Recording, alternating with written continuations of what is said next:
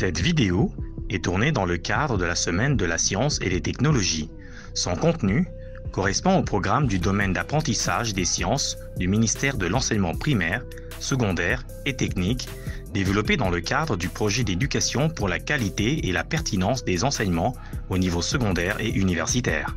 Il nous a été demandé d'écrire un algorithme qui nous permet de calculer la somme de deux nombres.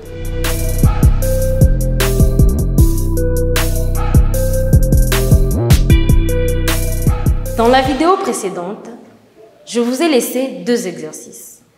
Nous allons maintenant les corriger ensemble.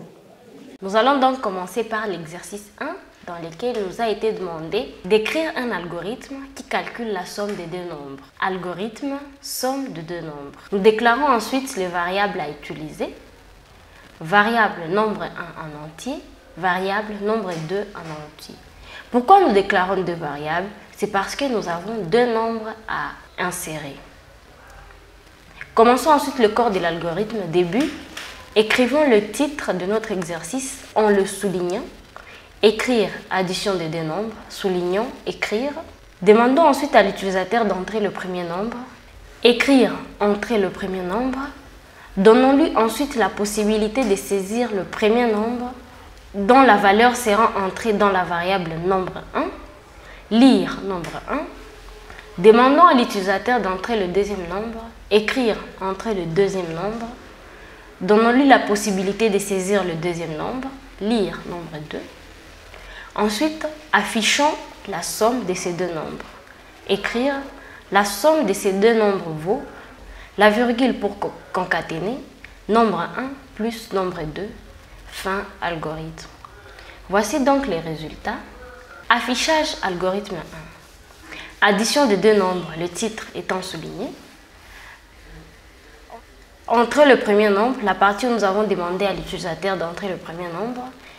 De mon côté, j'ai entré 6 pour le premier nombre. Ensuite, entre le deuxième nombre, j'ai entré 5 et j'ai en fait affiché la somme de ces deux nombres qui vaut 11. Dans l'exercice suivant, nous devrions calculer le produit des deux nombres. Voici donc l'algorithme et voici les résultats. Et voilà, j'espère que vos algorithmes étaient corrects.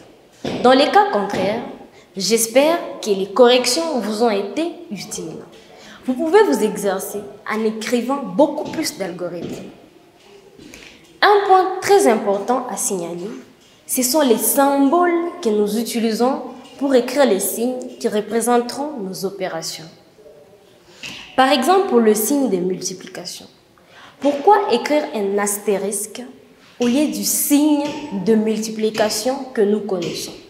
Ce qui nous amène à la notion d'opérateur. Les opérateurs sont le fondement même du traitement des opérations mathématiques et comparatifs de l'algorithme. Ce sont les opérateurs qui nous permettent d'écrire les signes qui représentent l'addition dans un algorithme, d'écrire les signes qui représentent la multiplication dans un algorithme, ainsi de suite. Dans la vidéo suivante, nous parlerons des deux types d'opérateurs. Les opérateurs arithmétiques et l'opérateur des chaînes de caractères. Cela ne veut pas dire qu'il n'existe que ces opérateurs, mais nous parlerons d'abord de ces opérateurs.